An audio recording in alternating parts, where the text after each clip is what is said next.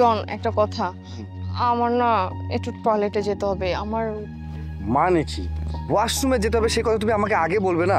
এখন আশেপাশে আমি কোথায় ওয়াশরুম পাবো? সামনে একটা পাবলিক টয়লেট ছিল, তখন বললো কাজটা হতো, আমি দিলে তো একটা বিপদের মধ্যে ফেলে। আচ্ছা শোনো, আমরা একটু সামনে গেলে মনে হয় পাবো। দেখো আমার খুব ইমার্জেন্সি। ঠিক আছে চলো। চলো, কোনো একটা ব্যবস্থা হবে। আরে পা একদম মুচকে গেল, পা ব্যথা করতেছে, আমি মনে হয় হাঁটতে পারবো না। আল্লাহ রে, বিপদের উপর আরেক বিপদ। এখন কি করব আমি? আচ্ছা, আশেপাশে কার বাসা পরিচিত আছে? কে আছে কে আছে কে আছে? ও হ্যাঁ, ভালো কথা, জারিফের বাসা সামনেই আছে। চলো দেখি কি করা যায়। চলো। কি একটা মুশকিল রে বাবা।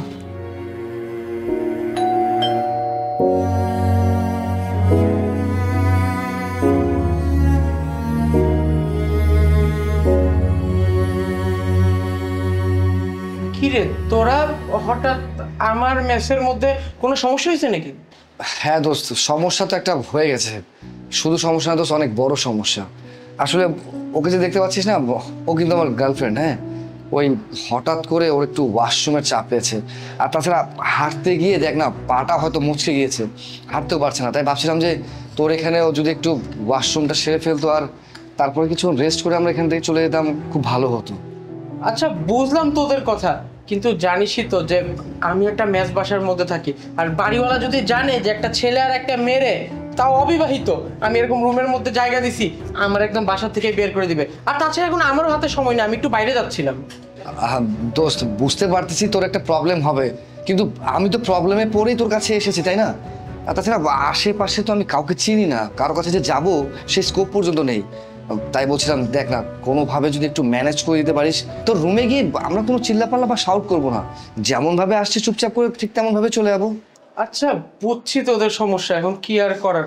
আচ্ছা শোন, আমি তো একটু বাইরে যাচ্ছি, আর আমার মেসের মধ্যে যারা যারা আছে সবাই এখন অফিসে চলে গেছে, সুতরাং মেস এখন ফাঁকাই আছে। তোরা একটা কাজ কর, তাহলে তোরা দুইজন মিলে আমার রুমে যা, আমি বাইরে থেকে তালা মেরে তারপরে আমি চলে যাচ্ছি। আর কোনো চিল্লা পাল্লা টাল্লা কিন্তু করিস না, বাড়িওয়ালা যদি একবার জানতে পারে, যেটা বললাম, বাসা থেকে আমরা বের করে দিবে। আচ্ছা যা, তোরা ভিতরে যা।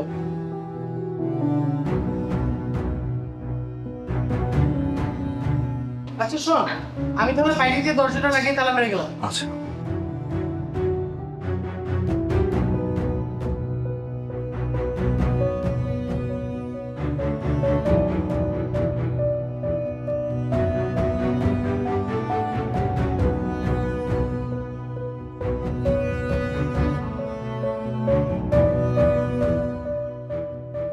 এইটা রুম কেমনে কি? আরে তাছাড়া আর কি উপায় আছে? এটা তো একটা ম্যাচ বাসা। যাই হোক, তুমি ওয়াশরুমে যাবে বলছিলে না, এই যে ওয়াশরুম, যাও।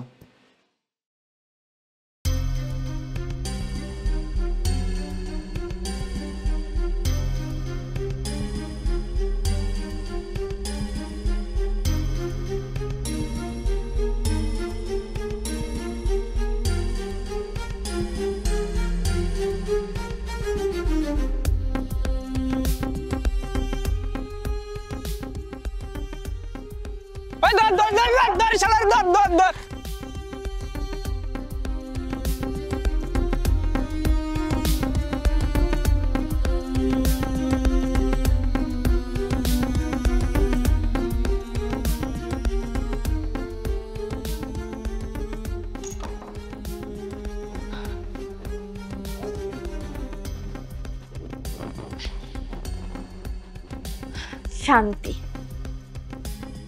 চলো আমরা তাহলে বের হই।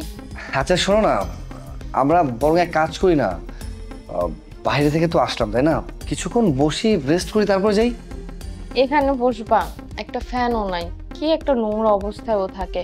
চলো আমরা কোনো রেস্টুরেন্টে বসি, আমার ক্ষুধাও লাগছে, খাওয়া দাওয়া করবো আর গল্প করবো। হ্যাঁ, তা অবশ্য ঠিক বলছো, রেস্টুরেন্টে বসলে ভালো লাগবে, বাট আমার না শরীরে একটু টায়ার্ড লাগতেছে। তো তোমারও তো পায়ের অবস্থা বেশি একটা ভালো না, তাই বলছিলাম কি কিছুক্ষণ বসো, রেস্ট করো, দেন যাও। আচ্ছা ঠিক আছে, বসো, একটু ফোনটা দেখি।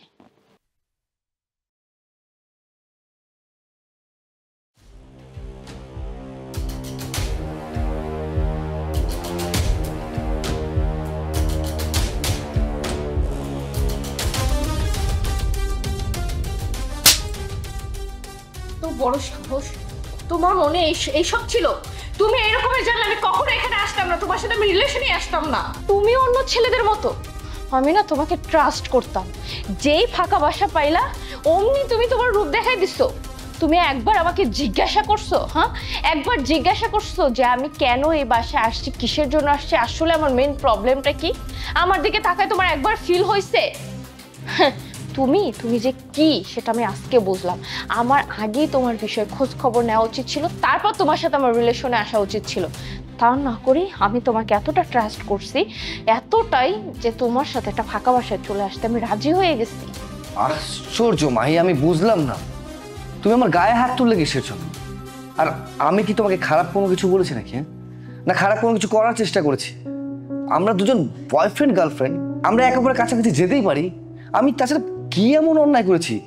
জাস্ট একটা কিস করতে চেয়েছিলাম, আর তার কারণে তুমি আমার গায়ে হাত তুলবে? এটা কোন ধরনের ব্যবহার? অপরাধ না তোমার সেটা না, অপরাধ হচ্ছে তুমি বিয়ের আগে আমার কাছে আসতে চাইছো। কেন? তুমি তো আমাকে বিয়ে করবে, তাহলে এত তাড়াহুড়া কিসের? হ্যাঁ, ঘরের বউ হবার পর তো তুমি এমনিতে আমার কাছে আসতে পারবে। আর তাছাড়া আমি যে এখানে আসছি তার মেইন কারণ কি জানো? কারণ আমার পিরিয়ড হয়েছে, আমি প্যাড চেঞ্জ করার কোনো প্লেস পাচ্ছিলাম না, তাই আমার একটা বাসা দরকার ছিল, আর আমি তাই এই বাসায় আসছি। বুঝছো তুমি? তুমি কোনো কিছু না জেনে না শুনে না বুঝে যেই ফাঁকা একটা বাসা পেলে আর অমনি সুযোগে সদ্ব্যবহার করা শুরু করলে, তাই না? নিজের আসল রূপটা তুমি খুব ভালো করে দেখাই ফেললে। তোমরা না সব ছেলেরাই এক। তোমরা চাও কি জানো? একটা মেয়েকে কোনোভাবে একটু ফাঁকা জায়গায় পেলেই না নিজেদের স্বার্থ হাসিল করতে। বুঝতে পারছো? দেখো তুমি কিন্তু একটু বেশি বাড়াবাড়ি করতেছো। হ্যাঁ, আমি এখানে এমন কোনো কিছু করিনি যার জন্য আমাকে তুমি এত কথা শোনাচ্ছ। ঠিক আছে, আমি বুঝতে পেরেছি তুমি হয়তো এটাই বলতে চাচ্ছ বিয়ের আগে আমরা যা করতেছি সেটা ভুল, কিন্তু তার মানে এমন কোনো অপরাধ আমি করে ফেলিনি। আসলে কি জানো জন, তুমি যেমন তোমার মেন্টালিটিও সেম তেমন। তোমার সাথে রিলেশনে আসা আমার লাইফের সব থেকে বড় ভুল। বুঝতে পারছো? হ্যাঁ, আমি আগের কালে মেয়েদের মতো, এটাই ঠিক আছে। আমি এই জেনারেশন মেয়েদের মতো হতে চাই না, যেখানে নিজের সম্মান দিয়ে তারপর ভালোবাসা প্রমাণ করতে হবে। বুঝতে পারছো? এখান থেকে বের হওয়ার ব্যবস্থা করো, আমাকে নিয়ে চলো, আমি বাসায় ব্যাক করতে চাই। দেখো তোমার যে এই প্রবলেম হয়েছে তা কি আমি বুঝতে পেরেছি নাকি? আর তাছাড়া আমি যেটা ভেবেছিলাম আমাদের দুজন বয়ফ্রেন্ড গার্লফ্রেন্ড, একটু টুকটাক এসব হতেই পারে, কিন্তু তুমি যে ব্যাপারটাকে এত সিরিয়াসলি নিয়ে নেবে তা আমি বুঝতে পারিনি। আচ্ছা ঠিক আছে, আমি দেখছি কি করা যায়।